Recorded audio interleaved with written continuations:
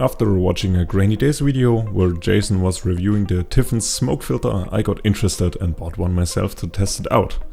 3 weeks later of testing and shooting, I have some opinions about it. On my first location, I wanted to check how the filter reacts to different lighting conditions. So I drove to a parking lot with a great view during sunset and started shooting some landscapes.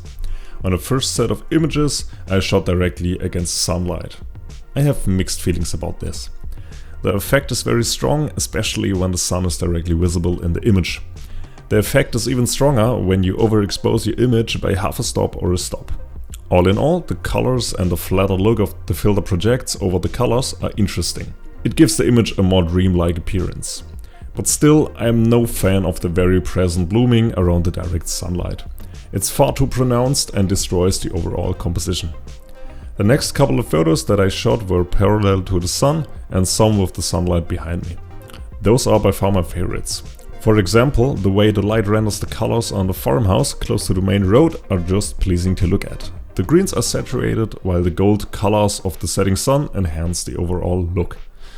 Even when shooting with the sun behind me, the minimal haze effect that's always present improves the color these last golden rays of light casted on my car.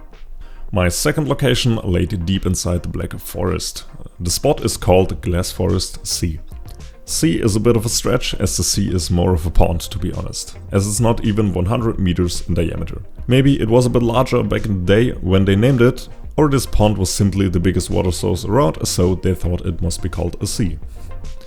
The shooting conditions were drastically different compared to the sunset shooting. I shot during the morning hours when it had only 5 degrees Celsius and thick fog rolling around the near valleys and a small sea. For my American friends, 5 degrees Celsius are 41 degrees Fahrenheit, so not the most comfortable temperature to work in. This is the setting where this filter really shines.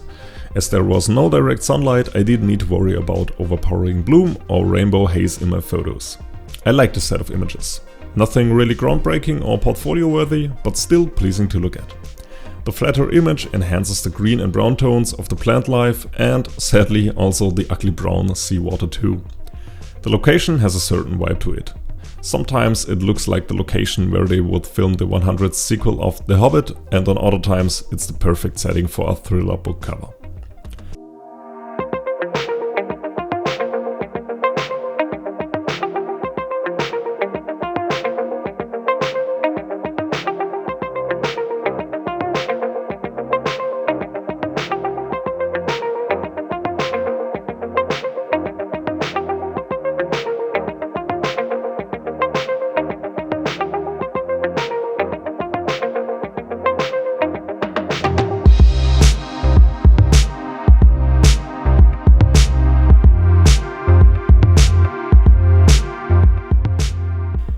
On my third test shooting, I wanted to try shooting the filter at night with artificial light sources. As I'm definitely the first one to have this idea, I shot some gas stations at night.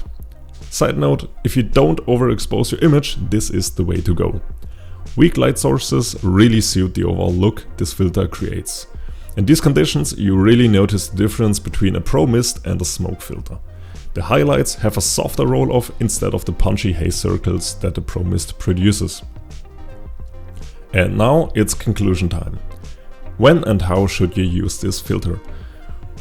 New camera lenses are perfectly clear and sharp due to modern lens coatings.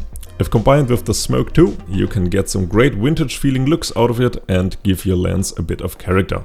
From my experience, this filter works better in video than in photos. While filming, your light sources can vary and move around, so you won't concentrate too much on the haze effect. In stills, this effect can be distracting depending on your composition. And in both cases, the effect really shines in dim or non-direct lighting situations. Otherwise, the effect is far too strong for my liking. Still, you need to keep in mind that I have the Smoque 2 and there is also a Smoque 1 filter with less intensity. And that brings me to my next point. After using it for longer, I think I should have bought the Smoque 1 for a more subtle style. Maybe I will get one in the future, but for now I'm happy with what I have. At last, I recommend that you use this filter in combination with modern lenses. This way you can enhance the look of a clinical, sharp modern lens with some vintage characteristics. On my photo tests, I combined the filter with my Voigtlander Nocturne Classic. This lens already has a lot of character due to the single-coated nature of its glass elements, so when combined with the Smoque 2, the character was a bit too much in most situations. So this is the reason why I recommend only using this filter on modern lenses.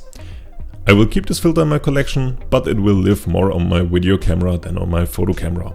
If you have any questions regarding this filter, let me know in the comments, and that's it.